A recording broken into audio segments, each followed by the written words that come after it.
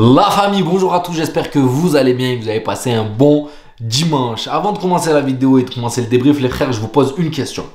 Une question, je viens de couper la télé, donc je ne sais pas exactement qui est l'homme du match, mais je vous la pose à vous. Qui, pour vous, mérite ce trophée d'homme du match, les frères? Rodrigo, Bellingham ou Brahim?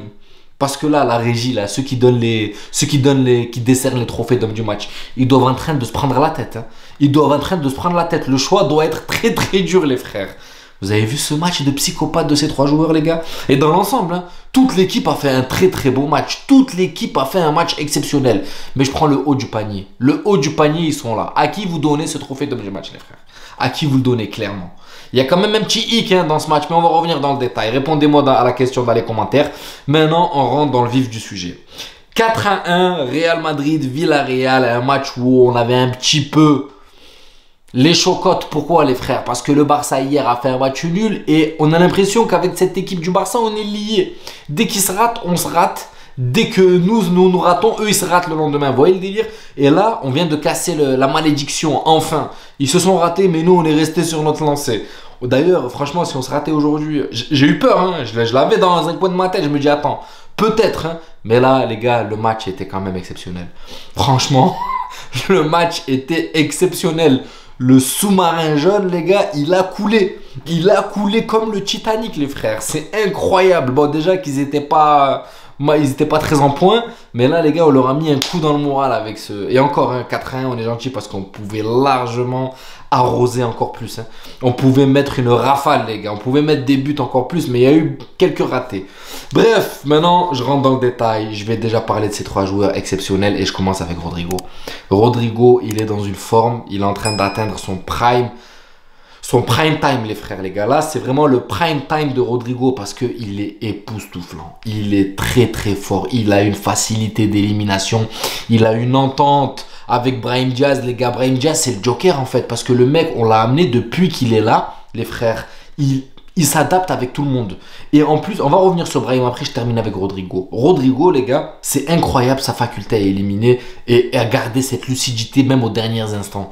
Aux derniers instants, il arrive quand même à garder sa lucidité. Et moi, il me fait péter les plombs parce qu'il est très, très fort. Il est très, très fort. Et franchement, les gars, si on continue comme ça, je vois pas quelle équipe pourrait nous freiner. J'ai pas envie de nous porter l'œil. Mais là, on est très, très fort. Là, le Real Madrid est agréable à voir à jouer. Parce qu'il y a eu un moment là où c'était compliqué avec le Real, les gars. On gagnait sur des exploits de Bellingham, il n'y avait pas de fond de jeu. Mais là, je commence à avoir de la cohérence dans le jeu. Je commence à avoir une tactique mise en place. Et cette compo que j'aimais pas au début, les gars, je commence à l'apprécier. Je vais pas vous mentir. Je commence à l'apprécier. Le fait de mettre deux mecs qui vont vite devant et qui ont la capacité de venir aider défensivement et de construire les attaques à une vitesse phénoménale avec un milieu de terrain bien condensé qui arrive à ratisser tout ce qui traîne avec un Valverde mis à côté d'un Kroos qui fait un travail exceptionnel avec un Modric pareil qui est là à la baguette. Je sais, vous allez me tomber dessus. Ouais, mais tu nous as dit Modric et Kroos ne peuvent plus jouer ensemble, les gars. Faut se calmer. C'était Villarreal. Même si Modric et Kroos, ils ont fait un match exceptionnel, les deux. Je peux pas dire le contraire. Je peux pas aller me chercher des excuses. Mais il faut quand même se calmer parce que c'est Villarreal. Le pressing au milieu de terrain n'était pas dense. Valverde et Kroos ont réussi à tenir le pressing du milieu de terrain de Villarreal parce qu'il n'y en a pas eu. Vous avez vu Lunin, les frères se mettre en activité. Il y a eu un but, une erreur de Kroos qui a été pressé, qui a voulu jouer au physique contre je sais plus qui. Il s'est fait bouffer physiquement. Ça a créé un contre, un but. Mais à part ça, est-ce que vous avez vu Lunin en difficulté? Non, il n'y a pas eu de déchets. Donc oui, je sais que je le dis souvent, Kroos et Modric, c'est compliqué. Et je maintiens mes dires, les frères. Kroos et Modric, sur un match avec un peu plus d'impact, avec une haute intensité. Maintenant, ce qui est bien, ce qui est intéressant, c'est que Ancelotti sait quand les aligner. Là, et je pense qu'en l'occurrence, il savait que c'était un sous-marin jaune qui est en train de couler. Là, tu peux les aligner ensemble. Mais il ne fera pas la connerie contre le Barça. Enfin bref, vous m'avez compris. Maintenant qu'on a passé Rodrigo, il faut que j'en arrive à Brahim Diaz, les frères. Parce que Brahim Diaz, les gars, il y a quand même depuis les minutes qu'il a grappillé, les temps de jeu qu'il a grappillé là sur les derniers matchs avec Carleto, le mec a quand même sorti son épingle du jeu. Le mec a quand même il s'est perfectionné, il s'est quand même perfectionné dans le peu de temps de jeu qu'on lui a accordé. On lui a laissé quoi? 4, 5, 6 matchs. En 4, 5, 6 matchs, il a épuré son jeu, les frères. Vous vous rappelez du Brahim, il y a 3-4 matchs où qui était là au milieu de terrain, qui essayait de dribbler 3-4 joueurs au milieu de terrain. Là, il a beaucoup épuré son jeu. Maintenant, c'est simple. Un contrôle, une passe, un contrôle. Si je peux éliminer, j'élimine. Et ce qu'il a fait au milieu de terrain, là, éliminer les deux, avancer, crocheter, faire danser le défenseur central de Villarreal, les frères, c'était exceptionnel. Franchement, c'était exceptionnel. Et quand tu vois un mec qui a une patte gauche et une patte droite comme ça, là, comme Dembélé, en fait, tu sais pas ce qu'il va faire. Il est imprévisible. Qu'est-ce qu'il est en train de gagner des points, les gars, aux yeux de nous, les supporters, aux yeux de Carleto. Franchement, il a sa place claire et nette au Real Madrid, qu'il a clairement montrer qu'il est capable. Il est capable et en fait, il crée ce lien entre Bellingham et Rodrigo. Vous vous rappelez, avant, je disais que le jeu du Real Madrid manque de combinaison, manque de fond de jeu. Ben, j'ai l'impression que Brahim, les frères, depuis qu'il est là, il a apporté cette stabilité, ce fond de jeu. Bellingham arrive à combiner avec Brahim. Rodrigo arrive à combiner avec Brahim. Brahim fait le pressing, revient défendre. C'est incroyable, les frères. Bellingham, une fois de plus, il faut en revenir sur Bellingham, les gars. Ce mec, je n'ai plus d'adjectif, je le répète à chaque vidéo, mais il est incroyable. Il est incroyable. Il sait tout faire, marquer de la tête, marquer du pied, venir défendre. On ne sait pas quel poste il joue, c'est un électron libre. Un coup, il est à droite, un coup, il est à gauche, un coup, il est au milieu. Ils ne savent pas le marquer. Personne ne sait comment marquer Bellingham parce que tu ne sais pas quel poste joue. Ils l'ont dit, les commentateurs. Et c'est vrai, quand tu analyses le jeu de Bellingham, tu regardes sa hitmap, elle est verte presque partout, les gars. Elle est verte partout. Le mec est à l'effort partout. Il court 12-13 km par match. C'est incroyable, vous vous rendez pas compte, les gars. Il l'a dit, Omar Da Fonseca, pardon.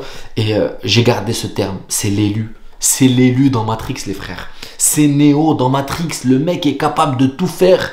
Il a un talent hors norme. Moi, il me choque, les gars. De chaque match, je suis choqué. Je vais dire, wow, peut-être là, ce match, Bellingham, il va baisser la cadence. Tu le vois, en fait, au début de match, il est là en train d'analyser et d'un seul coup, bam.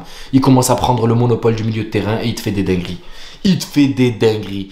Oh, franchement, il me choque. J'ai plus d'adjectifs qualificatifs. Dites-moi ça dans les commentaires, mais c'est quoi? C'est un ovni. Un ovni. O-V-N-I, les frères. Un objet volant non identifié. Bellingham fait ce qu'il veut sur le terrain, les frères. Maintenant, on va parler de tout ce qui gravite autour. Parce que tout le monde a fait un bon match dans l'ensemble, les frères. Et je vais commencer par quelqu'un que je critique souvent. Je critique souvent, c'est vrai, mais là, aujourd'hui, il a claqué une masterclass. Et c'est Lucas Vázquez. Oui, après, je m'enflamme pas. Parce que faire un match sur 5, voilà, ça ne veut pas dire que tu es au top. Mais là, aujourd'hui, il a montré qu'il était capable, qu'on pouvait compter sur lui. Il a joué dans l'aspect que j'aime voir. Un mec qui dédouble, un mec qui centre, un mec qui pénètre. Après, bon, il n'a pas eu beaucoup de travail défensivement. C'est pour ça qu'on a pu le voir beaucoup à la baguette offensivement. Maintenant, j'attends de voir Lucas Vázquez quand il aura du travail. C'est là. Parce que, ok, vous allez me dire, ouais, c'est pas son poste. Mais en attendant, on n'a que lui, les frères. Là, on n'a que lui qui peut dépanner à cette heure-ci. Carvajal est blessé. Donc, j'attends de voir si on est capable de voir un Brahim Diaz qui a progressé. Certes, c'est dans son poste, mais qui a progressé. Un Bellingham qui met des buts alors qu'il n'est pas dans son poste. On peut voir un Lucas Vázquez progresser. Et vu que là, à l'heure actuelle, on n'a que lui, il nous reste encore un match en Liga. Donc, pour moi, il y a moyen encore qu'il nous claque une masterclass. Mendy, je vais pas vous mentir, début de match, j'ai pas trop aimé. Beaucoup de pertes de balles. Mais par contre, ce que j'ai aimé, c'est la réaction de Carleto. Donc, je sais pas s'il aurait fait la même chose si on gagnerait pas 2-0. Mais j'ai aimé. Écoute, là, il était un petit peu brouillon. On le sort et on rentre Fran Garcia. Fran Garcia fait une bonne rentrée. Franchement, il était là à la baguette. Franchement, les gars, je suis rassuré. Une équipe du Real qui a montré de la gueule, qui a montré un vrai visage. Un visage avec un fond de jeu. Une équipe qui est avec une grosse cohésion, qui est là, qui est solide, qui est en symbiose. Tout le monde se donne. Brahim qui revient défendre pour aider. Pareil, Rodrigo qui revient défendre. Les attaques vont très vite. Des passes qui se trouvent entre les lignes. Incroyable. Brahim et Rodrigo qui arrivent à combiner entre 3-4 joueurs. Franchement, les gars, je suis conquis. Là, je vois un Real Madrid qui me plaît. Un Real Madrid qui est beau à voir jouer. Clairement. Donc voilà la famille, petit débrief. J'espère que vous avez apprécié le spectacle, les gars. En tout cas, moi, je vais bien dormir une fois de plus. On est premier, leader. On va voir Gérone ce que fait demain. Peut-être qu'on fera une vidéo, mais on va surtout faire une vidéo pour savoir contre qui on va tomber en Ligue des Champions. Je pourrais pas la faire directement après le tirage, les frères, parce que je travaille malheureusement. Mais vous inquiétez pas, dès que je rentre du taf, directement, on sort la caméra et on débriefe tout ça. Donc voilà la famille, prenez soin de vous. Je vous souhaite une bonne soirée. Je vous dis à la prochaine vidéo. Ciao la famille.